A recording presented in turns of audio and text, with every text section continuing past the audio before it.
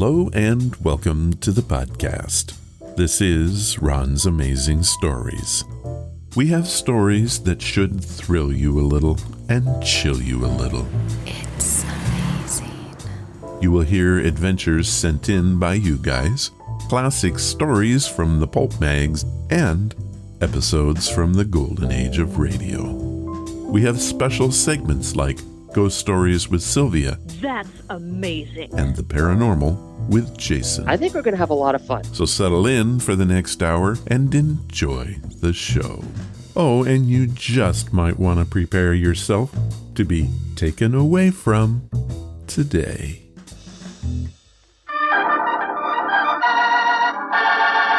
Another 5-minute mystery.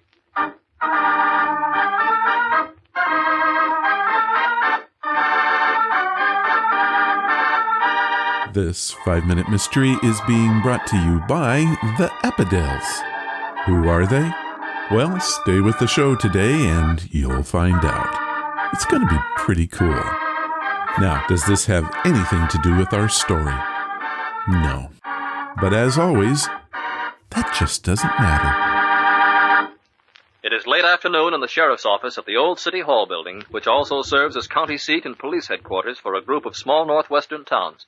Well, I tell you, Johnny, that there old trout down by the railroad bridge made a fool out of me for the last time. Think he'll take that new fly, huh, Ain't Sheriff? a fish alive could turn down this spotted hackle I tied on last night. As soon as the sun gets a little lower in the sky, I'm gonna... Hello. Yes, it's police headquarters. What? Down by the river? I'll tell the sheriff right away. Hey, what's the trouble, Charlie? You look a little peaked there. What's the matter? It's them two city fellas. They was fishing out behind the old Johnson farm. Now one of them's dead.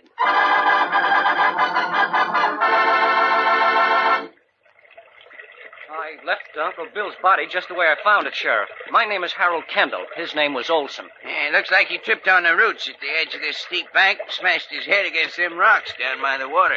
I can't believe Uncle Bill is really dead. Yeah, well, ain't no use letting the body hang there by its feet. Doc Simpson, the coroner, is on his way out here. Now, easy, Charlie. Yep, careful of them there roots. Looks of this blood all over his face and on his shirt. He must have skinned himself up pretty bad. No. All the blood come from this one gash here inside of his head. Hey, you say this man was your uncle? Yes, I'm what you might call his favorite nephew. He was a bachelor. Didn't like most of his relatives. Yeah, where was you when he fell? Across the river, about 50 yards up. You can see the place from here. When I saw Uncle Bill fall... Yeah, you saw him fall. Yes, I didn't think it was serious at first. Uncle Bill was such a good fisherman. He was getting ready to cast his line. He walked up to the edge of the bank and... Let's see. Well, that'd put his back to the sun. That's right. Then before he could cast, he seemed to stumble and fall forward. After he fell, he just hung there with his feet tangled in the roots and his head against that sharp rock. Where you were so careful to put it. You're under arrest, Kendall, for murder.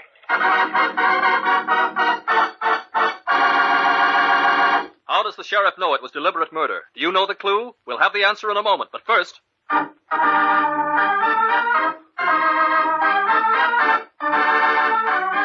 Well, we have a pretty fishy story here today. Sorry, I just couldn't resist. I have a pretty good idea on this one because I know a bit about fishing. Did you catch the clue? If all the stars in the sky were suns, then we'd all know better than to have the sun at our backs. Cryptic? Oh yeah, but it does explain why our sheriff suspects the favored nephew. I think that you will agree, so let's go and see. Now for the solution to our mystery. But I told you exactly what happened. Keep your eye on him, Charlie. You seem awful sure this fella done it, Sheriff. I don't see how you Well, he lied to us twice, Charlie. And the way I figure, he stands to inherit some money from that uncle of his. That is, providing he got away with this here murder, which he didn't. It was easy enough for him to hit his uncle on the head with a rock and then rig his feet in them roots to look like he tripped and fell. But he made two mistakes. The first was when he told us his uncle was a good fisherman. No good fisherman would walk up to a stream with his back to the sun and his shadow falling on the water he intended to fish in. When he told us his uncle died hanging head down, I knew he was lying. There's blood all over his uncle's face and shirt. And blood don't run uphill any more than that there river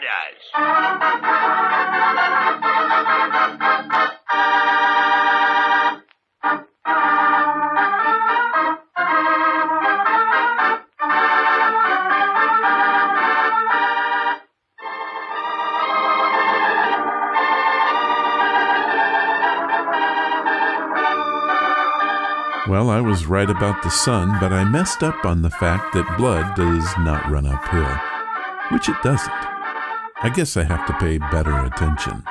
This 5-minute mystery was brought to you by the Apedails. Who are they? Well, hang around on this podcast and see.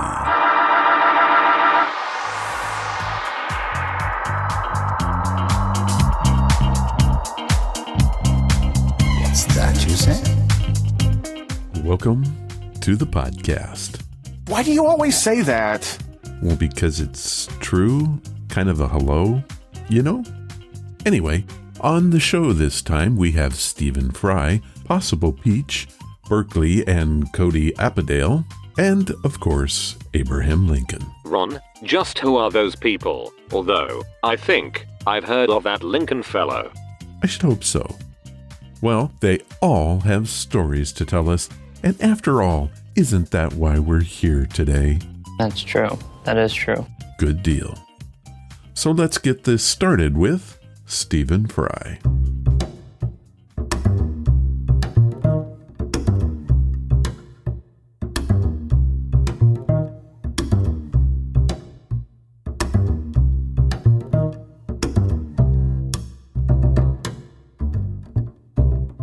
Today's podcast is brought to you by Audible. Get a free audiobook and a 30-day free trial at audibletrial.com/Ron's Amazing Stories. They have over 180,000 titles to choose from for your iPhone, Android, computer, Kindle. Whatever you have, you can listen to Audible on it. So what am I listening to right now? Sherlock Holmes by Sir Arthur Conan Doyle, narrated by Stephen Fry. Okay, I know what you're thinking. Another audiobook with the Sherlock Holmes collection of stories. It is that, but this one is very different. And that difference is Stephen Fry. Fry is an English actor, screenwriter, author, playwright, journalist, comedian, film director, and all-around national treasure. He is one of those performers you just know. Here's what he had to say about performing Sherlock Holmes. Over the years, I have indulged in my passion for Sherlock Holmes, and I hope I'm able to share some insights into these extraordinary books and this remarkable character and his great friend Watson and his great enemy Moriarty. I hope you'll get 1/100th of the joy I got from reading them in listening to them, wherever you are, walking, in your car, bicycling, working, in the gym, ironing, having a bath, goodness knows what. You can do anything when listening to a book. Now, ever since he made his first appearance in The Study in Scarlet, Sherlock Holmes has enthralled millions upon millions of fans. Now, Audible is proud to present Sir Arthur Conan Doyle's Sherlock Holmes as read by Stephen Fry. This is an exclusive for Audible, and it is the only way you can get it. Stephen has written and narrated insightful and personal introduction to each and every one of the stories, which, in my opinion, is what makes this book special, and it's without a doubt the best part. You can have this audiobook today. Here is what Audible has set up for us. Audible is offering a free audiobook and 30 days to give you the opportunity to check out their service. To download your free audiobook today, go to audibletrial.com/Ron's Amazing Stories.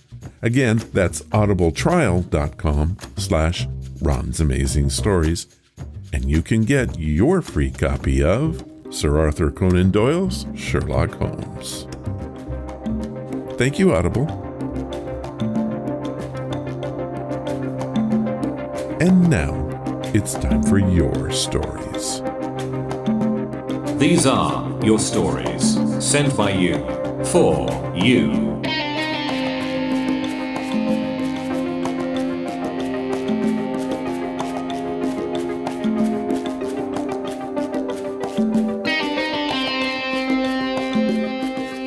Our story for this time comes from Possible Peach, 5895. That's all I know about her, and I can't even tell you where she lives. But the story was too strange and creepy to leave off the show, so here it is.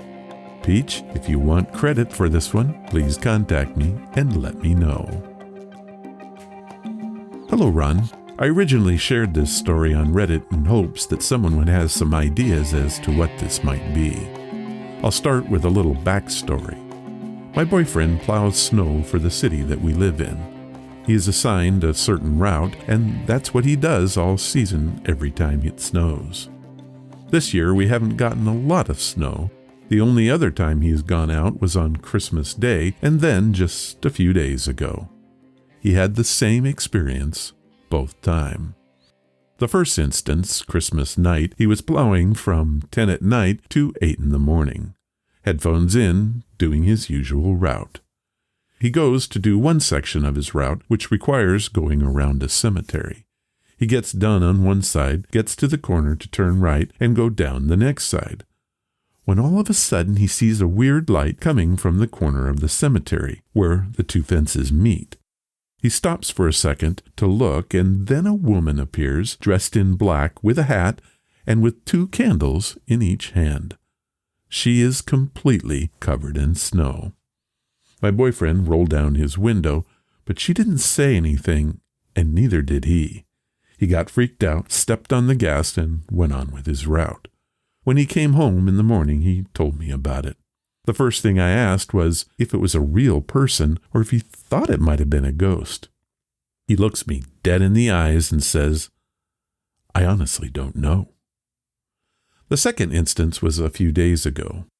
Once again, my boyfriend was out plowing from 1 a.m. until 12 p.m. He got to the same spot, the cemetery. He's going along, no problems, nothing, not even thinking about what happened last time. The next thing you know, he looks over and sees a weird light in the cemetery again. The same looking woman turns, all black with a hat with 2 candles standing in the corner of the cemetery. This time he gets full body shivers, starts freaking out, floors it, and goes around the corner to the next street. Then he gets a second thought and turns around. He goes back to the corner of the cemetery, looks around, and there's nothing to be found. He gets out of the truck to see if he can hear or see anyone. Still, there's nothing. He walks over to where the woman stood. He looks at the new fallen snow, and there are no footprints. My boyfriend came home and told me about it, and I immediately got goosebumps. Once again, we try to figure it out, and nothing adds up. We talked and thought about maybe driving over there late that night to see if we see anyone or anything. We didn't go. I'm a little worried to find out who or what this actually is. Possible Peach, 5895. Well, Peach, there's nothing that I can say about this, and no, I really can't help you debunk it or prove it. Please send me where you're from, the name of the cemetery, and I can try to do some research to see if there are other sightings of this woman. My guess is that there is a story here just waiting to be told. Thank you to you and your boyfriend for sharing this with us. It is a real head-scratcher. Well, those are your stories for this time. If you have a story that you want to share, head to the main website at ronsamazingstories.com and click on the story submission banner. Oh, and please tell me where you're from and who you are.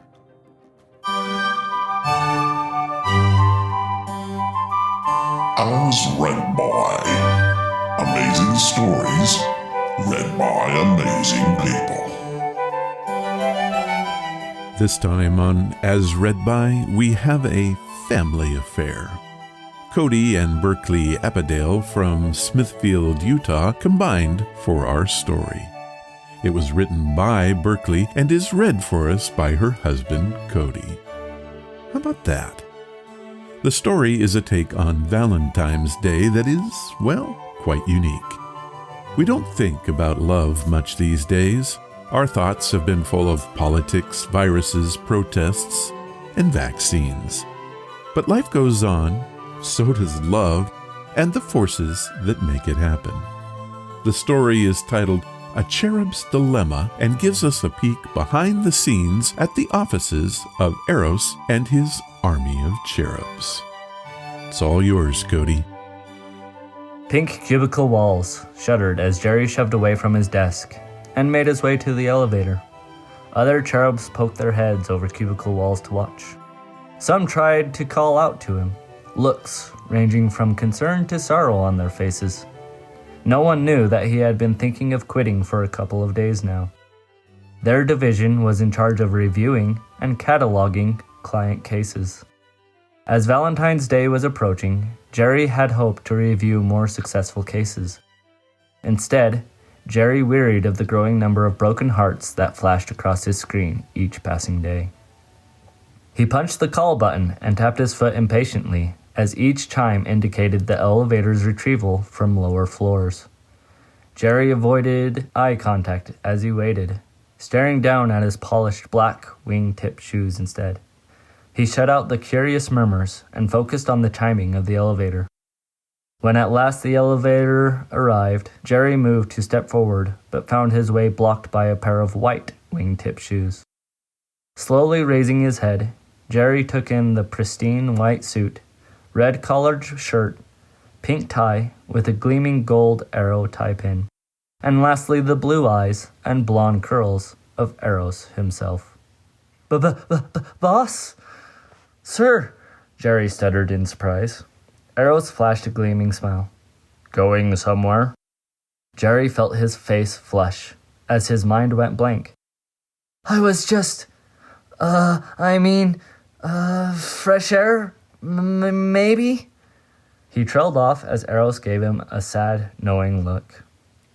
Why don't we have a chat in my office? Jerry blinked and realized that Eros already had an arm around his shoulders, leading him back through the lines of cubicles.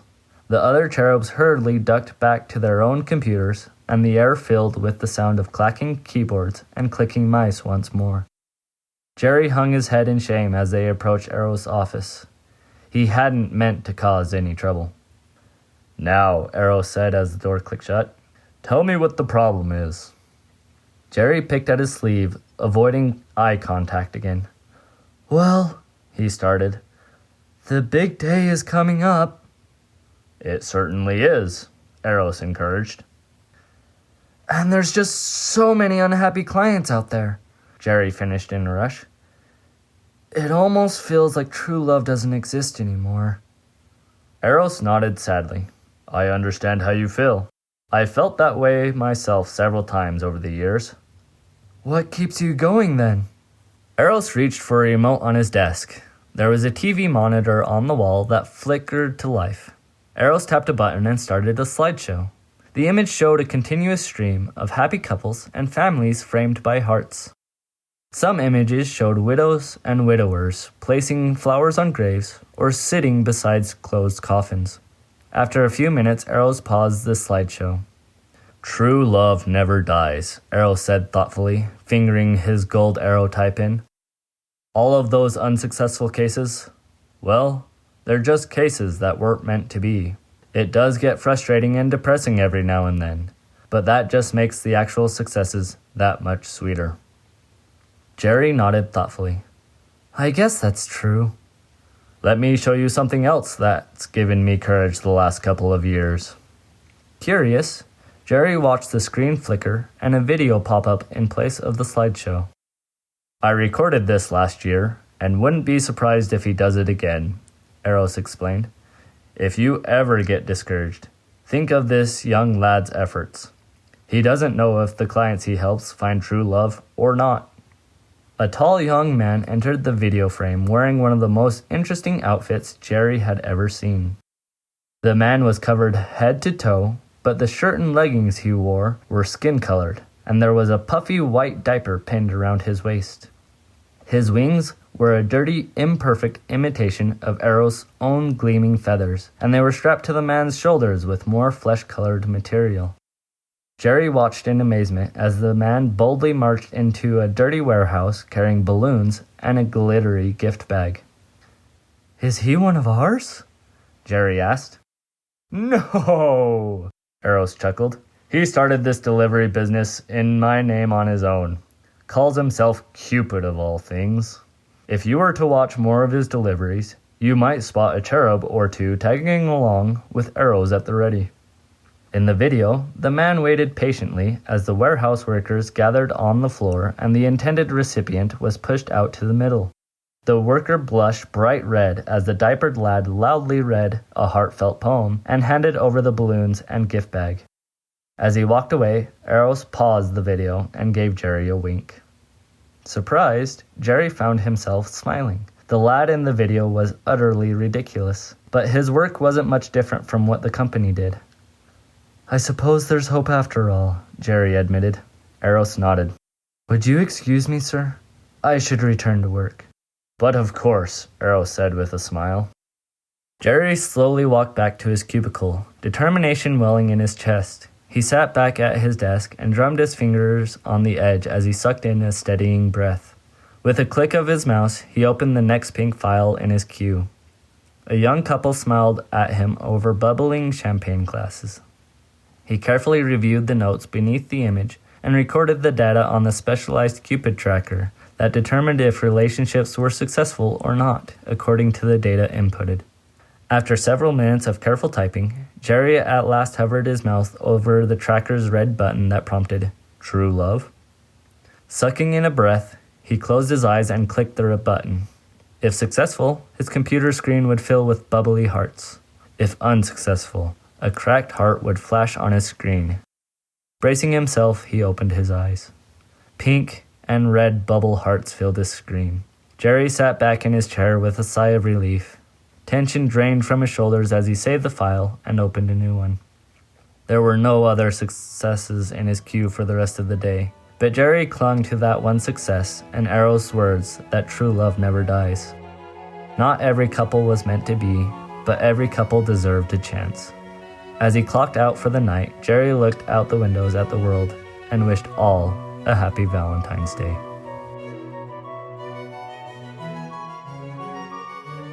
Well, first, let me thank Cody and Berklie for this story. I hope you loved it as much as I did. Quite refreshing in this day and age. Love is alive and well.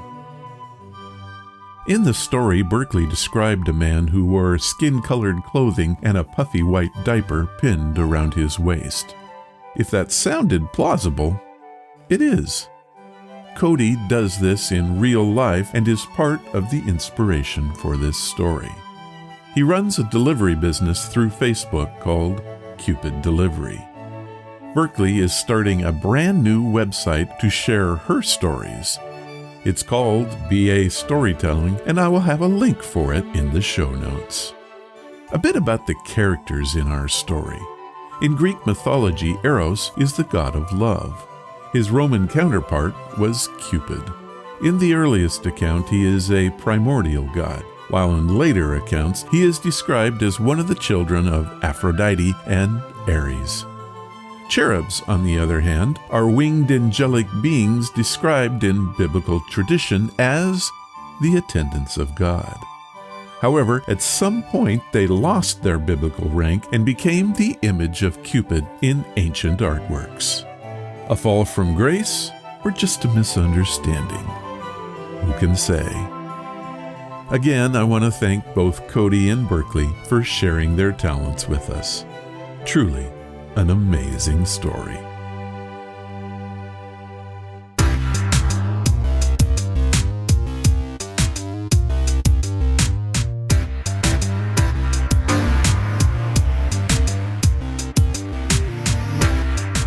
Our featured story comes from one of my favorite OTR series, The Mysterious Traveler.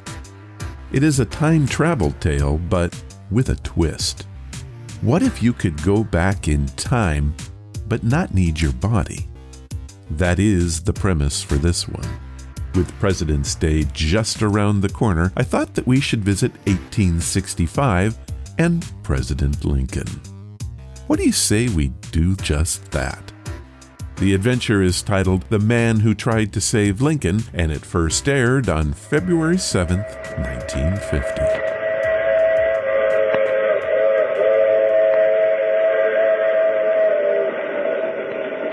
The Mutual Broadcasting System presents The Mysterious Traveler, written, produced, and directed by Robert A. Arthur and David Cogan, and starring tonight two of radio's foremost actors, Leon Janney and Ralph Bell, in The Man Who Tried to Save Lincoln.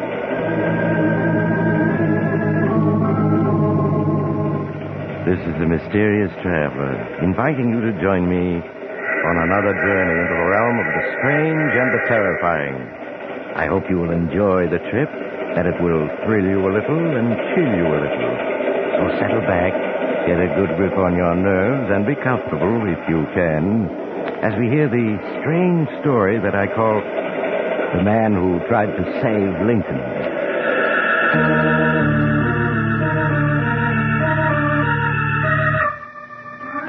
February 12th, of course, is Abraham Lincoln's birthday. And next April 14th is the anniversary of his death at the hands of an assassin. But many people have wondered what would have happened if Lincoln had not died that night. My story tonight concerns two such people, and it begins in a small laboratory in a college in Pennsylvania. A heavy-set, middle-aged man is tinkering with a maze of electronic apparatus. 1914, 1913, 1912, 1911, 1910, 1910. The gauge stops there. There's no penetration. The accumulated tension is too great to overcome unless I use more power. And if I do...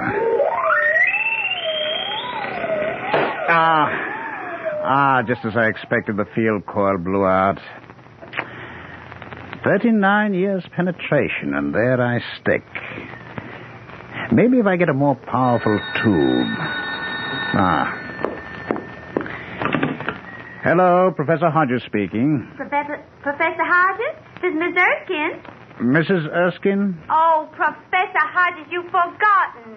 I have? Forgotten what, Mrs. Erskine? My tea, Professor. Oh, it was very naughty of you, but I know how absent-minded professors are, so I'll forgive you if you'll come right over. Oh, yes, your tea. The truth is, Mrs. Erskine, Now, I'm not going to let you say no. The dean is here, and some very attractive young women, and someone you surely want to meet. I do? Oh, yes, Tom Morrison. You know, he just wrote that wonderful book, If Lincoln Had Lived. You must meet him. Oh, yes. Is he any relation to former Professor Henry Morrison? His son. Now, you will come, won't you, right away? All right, Mrs. Erskine. Maybe I need some social life to take the cobwebs out of my brain.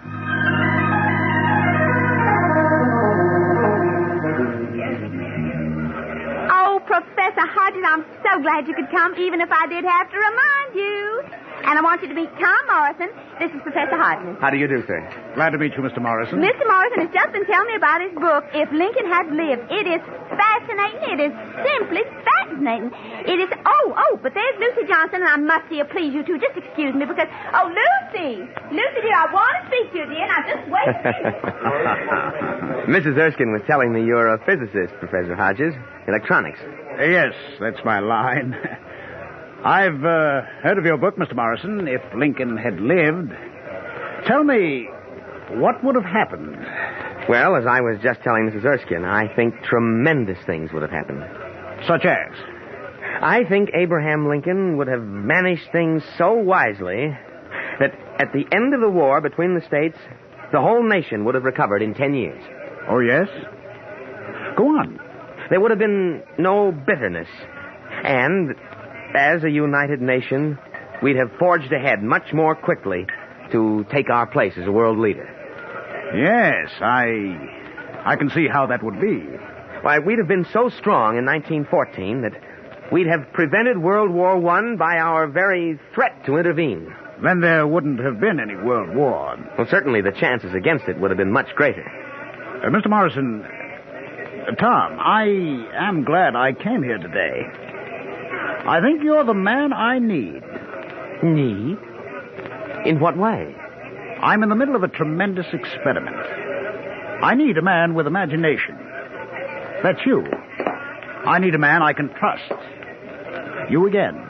Professor, what is this experiment? Tom, I'll answer one question with another. How would you like to step back through the pages of history to that fatal night of April 13th, 1865, and save Abraham Lincoln's life?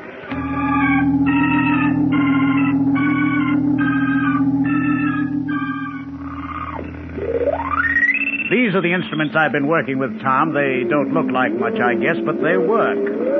Up to a point, that is. So that's what a time machine looks like. I always wondered, and now I know. Time machine? Tom, you've been reading H.G. Wells.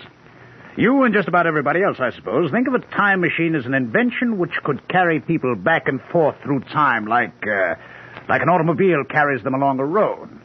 Right? Well, pretty much, I guess. In that sense, a time machine is impossible, believe me. But in another sense, everyone travels about in time constantly. How do you mean? Tom, what happened on your 7th birthday? My 7th birthday? I had a big party.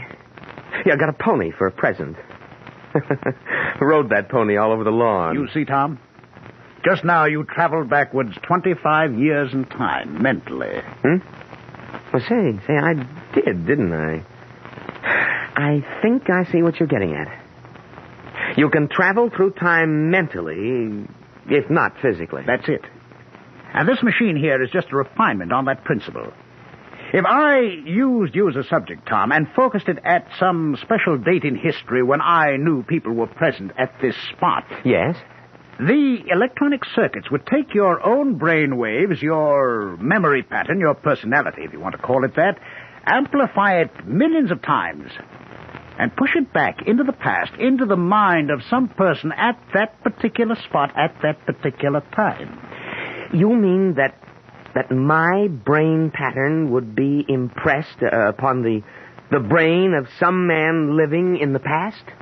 Roughly speaking, yes. You'd be able to think with his mind, see with his eyes, hear with his ears, and move about in his body. I see.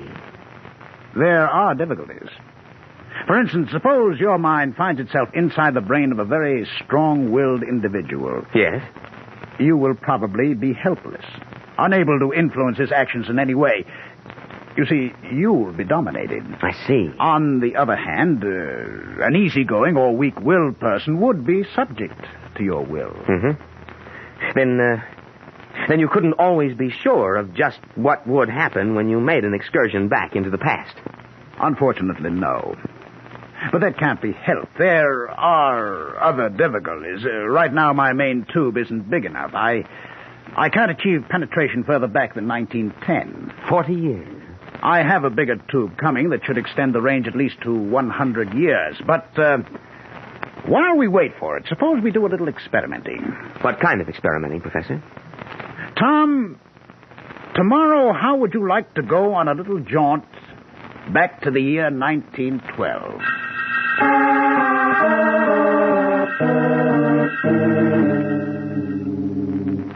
Comfortable, Tom? Feel fine, Professor. I've purposely arranged this chair so that you can see out the window.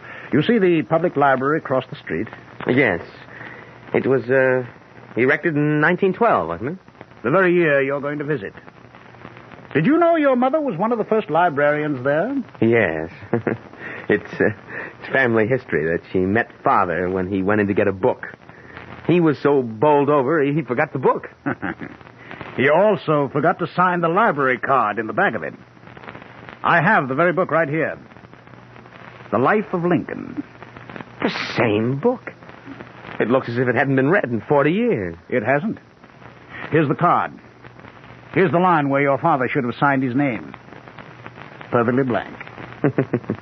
Dad certainly must have been smitten. That's just the point. Tom, I know it's possible to send your brain pattern back in time, but is it possible for you to change anything that happened then? To change anything? I hadn't thought of that. If the past has happened, it's fixed, isn't it? It can't be changed. I think it can. That's what we're going to test. Tom, I'm going to send you back to that day your father met your mother. I'm going to force your mental pattern into your father's mind. Good Lord. Yes. You'll see with his eyes, think with his mind, move with his body. And Tom, you are going to sign this library card. Sign the card? Right. You're going back to noon, July 10th, 1912. According to the timestamp on this card, the book was delivered at that exact moment. I see.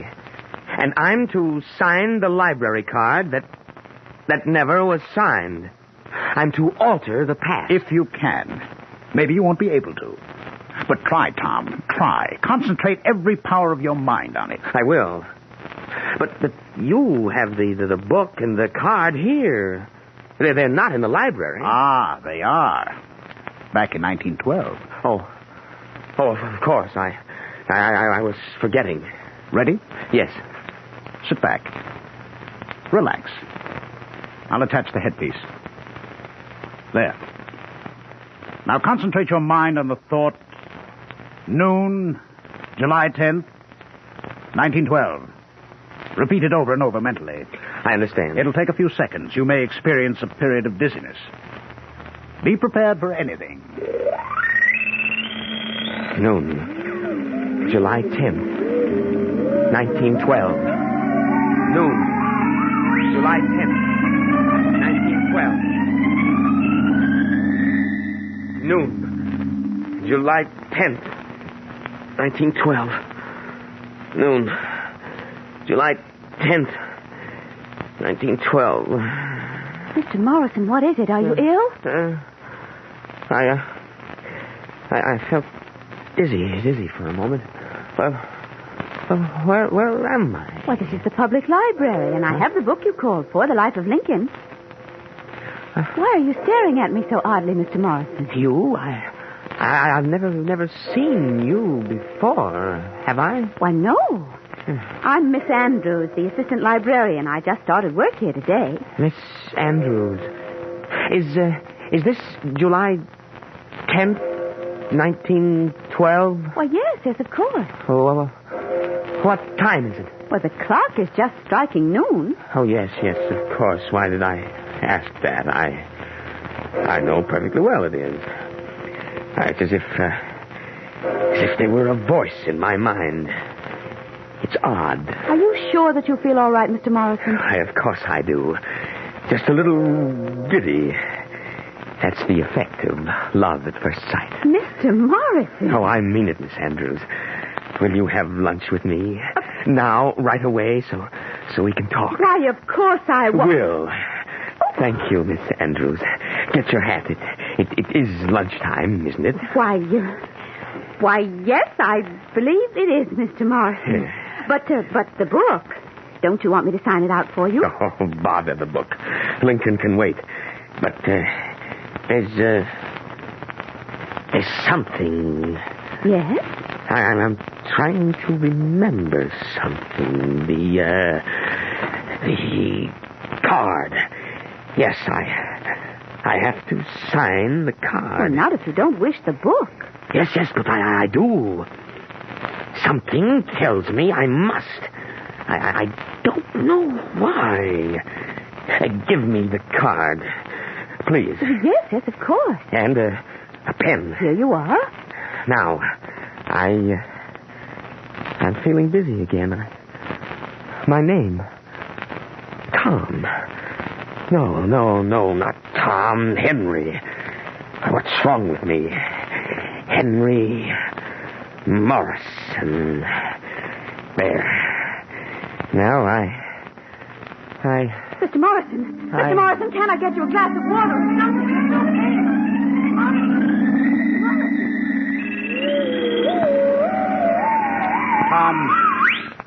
Tom here. Drink this.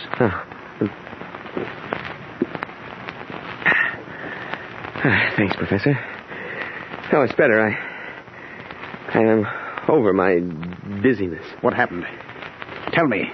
Well, there was an instant of dizziness.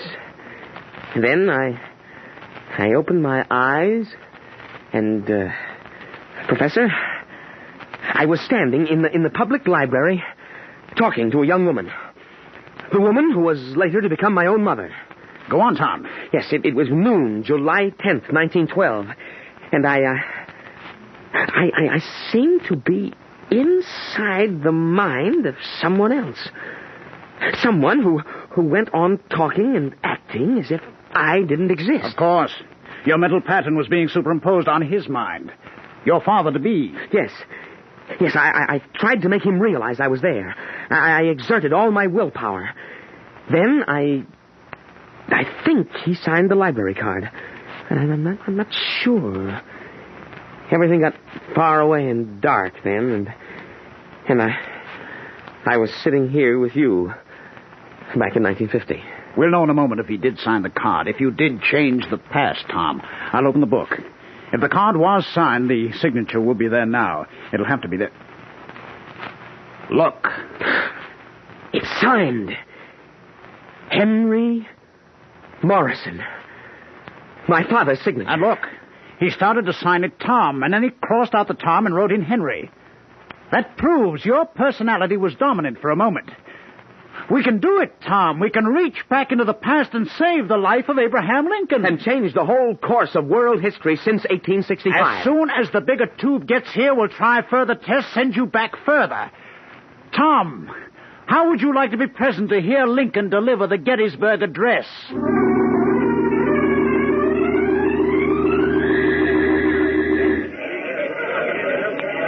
Hey, you, take care. Step on that foot there. Oh, sorry. I felt dizzy. Well, where am I? Where are you? Yeah. Are you crazy? It's Gettysburg, of course. You ought to know you lived here all your life, Jesse Evans. Quiet, the president's going to speak. The president? President Lincoln, of course. Shh. 87 years ago, our forefathers brought forth on this continent a new nation, conceived in liberty and dedicated to the proposition that all men are created equal. Now we are engaged in a great civil war, testing whether that nation or any nation so conceived and so dedicated can long endure. We are met on a great battlefield of that war. We have come to dedicate a portion of that field as a final resting place for those who gave their lives that that nation might live. It is altogether fitting and proper that we do this, but in a larger sense, we cannot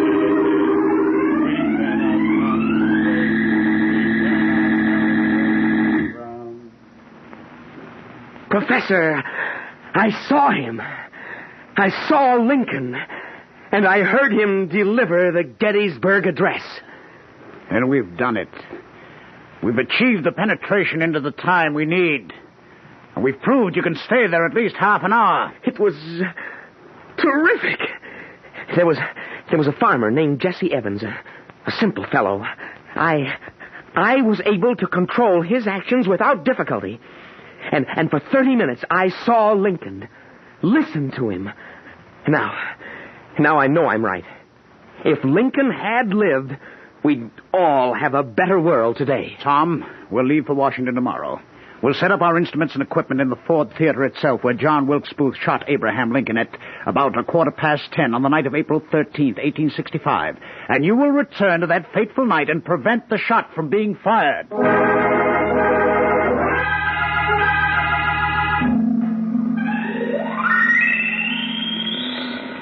Well, everything seems to be working. I was afraid the trip by truck might have jarred the main tube. How still it is here. How hushed.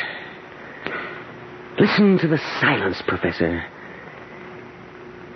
It's as if not a single sound had been uttered here since the night Lincoln was shot. Well, Tom, considering this place is a museum now, and maybe 1 million people have visited it... Still, the atmosphere of silence is here. Think of it, sir. Through that doorway, Abraham Lincoln walked. Across those boards. Up those stairs. Walked unknowing to his death. While John Wilkes Booth lurked outside, a loaded pistol in his pocket. I know what you mean, Tom. Now let's plot our strategy. We have the place to ourselves until tomorrow morning. Let's try to imagine this theater as it was, April 13th, 1865. Let's figure out just where everyone was, so far as we know. You tell me, Tom. You're the expert in this field. All right, Professor. Now, over there is the box office. There, the entrance.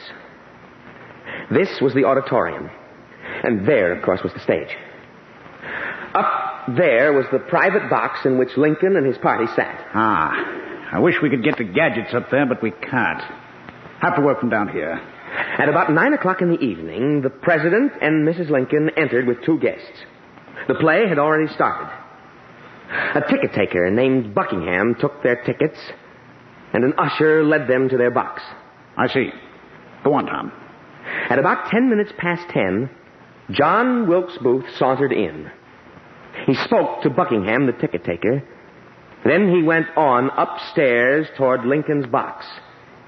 In his pocket, he carried a brass derringer loaded with 1 shot. And he struck almost immediately. Yes, sir. The President had an armed guard, John F. Parker. But Parker was criminally negligent. He left his post to watch the play. Left Lincoln unguarded. Booth slipped into the President's box, fired 1 shot into Lincoln's head, leaped to the stage, and made his getaway. Now, Tom. Yes, sir. Our experiments have proved definitely that your ability to alter the past depends on the type of mind into which the electronic pressure forces your own mental pattern. That's right. If I should hit a strong-willed man, I might not be able to control him at all. A neutral or weak-willed type I can control and force to act. And you must act. Booth must be killed. You understand that? Of course. If I just stopped him, he might strike again later. Another danger is that we might send your mental pattern into the mind of someone who did not know Booth and would be unable to stop him in time. What do you suggest, sir? We have 2 possibilities. First, the guard Parker. He was weak-willed, and he was armed. He seems the most logical choice. Unfortunately, we don't know just where he was for part of the evening. He left his post, you know, and wandered around. And the pattern of pressure must be very carefully aimed. Of course. If we missed him... No telling what would happen. My choice is Buckingham, the ticket taker. Buckingham, eh? A ticket taker is not ordinarily a man of, shall we say, great mental achievements. You will probably be able to control him, and remember, he knew Booth, and in fact spoke to him. That's true. Also, we know almost exactly where he stood the whole evening. There by the entrance. All right, Tom. We will plan on sending you back to April 13th, 1865, into the mind of Mr. Buckingham. Now, let's start getting ready.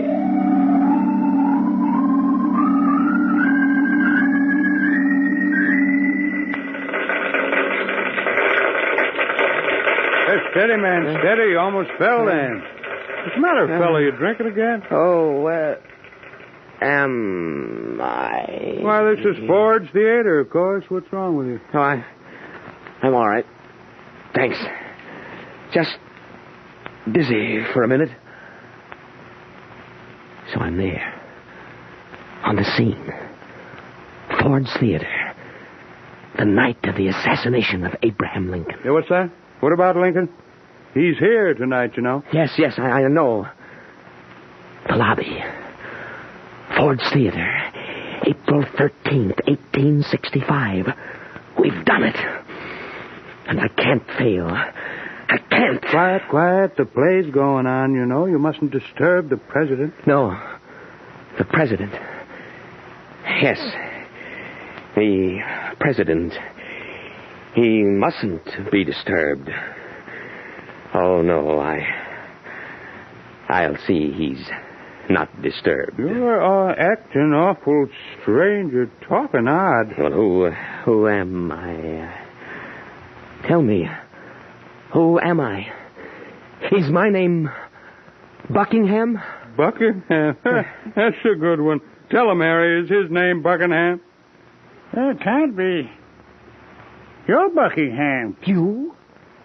You're Buckingham? That's right, fella. Say, how much did you have to drink tonight? Nothing. We missed. Somehow. We missed. But it won't make any difference. It won't. I'll find him. Look, why don't you go in, find an empty seat, and sit down till you're all right? No. I can't sit down. Got to find someone. Who? Lincoln. Yes, President Lincoln. And John Wilkes Booth. Got to find them. Save. Kill. Harry, help me to hold him up. He's staggering. Busy. Got to concentrate on Lincoln. On Booth. Concentrate. There's no liquor on his breath. He's ill. Better get him outside. No, I'm all right. It's 10 after 10. I have something important to tend to. Life and death. Have you seen Booth? John Wilkes Booth, the actor. Have I seen Booth? Yes. Excuse me, Buckingham. I've got to go on in. I have a very important engagement to keep. Yes. Very important. A matter of life and death. Well, if you're sure you feel all right, go right ahead. Thank you. Good night, gentlemen. Well, that was a funny performance. If I hadn't smelled his breath, I'd have sworn he was drunk. He's a funny one. Never know what he's up to. That talk just now about having an important engagement. Just bluff, you may be bound. Do you suppose he's in his right mind, though? Asking us if we'd seen John Wilkes Booth, the actor, when he's John Wilkes Booth.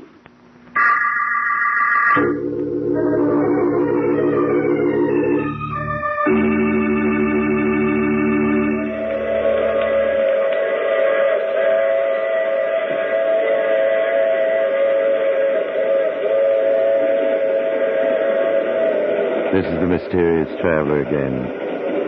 Did Tom and Professor Hodges succeed? No, you have only to open your history books and know they didn't. The past can't be changed. Only the future. And it can be changed for good or evil, now, today, by you, and you. By all of us, each working in his own way. What future are you working for? While you think about it, I'll tell you about next week's story, The Big Hand. It's about two criminals who risk their lives in a desperate gamble for $1 million with death as their ever... Oh, you have to get off here. I'm sorry. But I'm sure we'll meet again. I take this same train every week at the same time.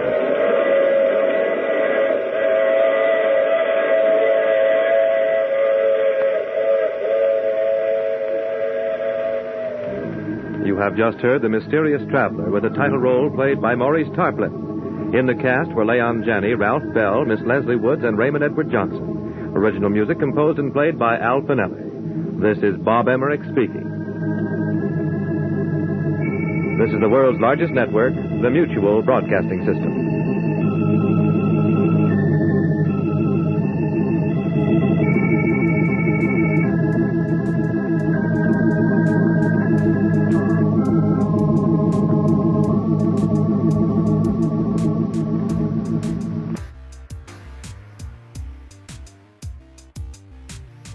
Kind of a unique story, don't you think? Have you ever heard one quite like it? But it does beg the question, can history be changed? But how do we do that when our presence is filled with so many if only? What if only I had been a better student? What if only I had moved to London when I had the chance? What if only I'd eaten a more healthy diet? So many times I've heard myself utter those very words. The truth is, the past is the past, and it's best we learn from it rather than try and change it. Just my thoughts.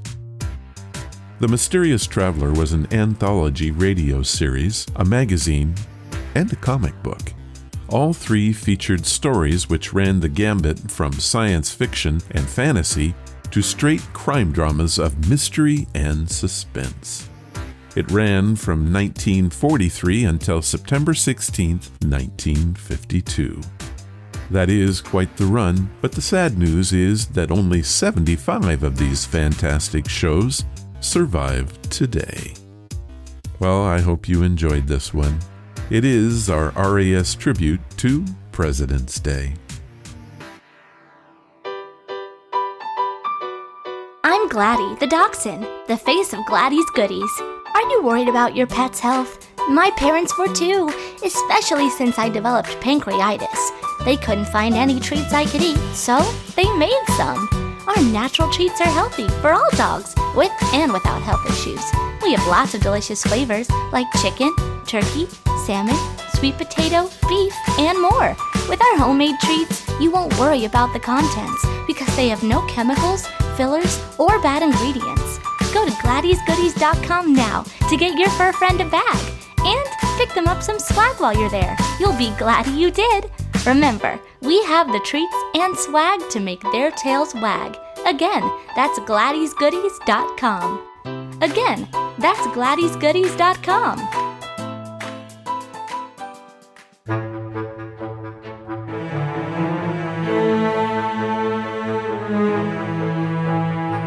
That was episode number 478, and we can call it a show.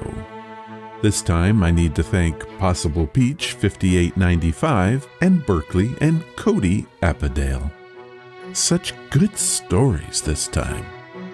If you want to follow the podcast or the blog, head to ronsamazingstories.com. There you will find any of the links I mentioned and how to contact us. Do you want to help the show? The best thing you can do is to tell your friends all about it, and please leave reviews or feedback wherever you listen. Clicking that follow or like button makes us grow. Thank you for listening, and I hope you come again to find out what are Ron's Amazing Stories.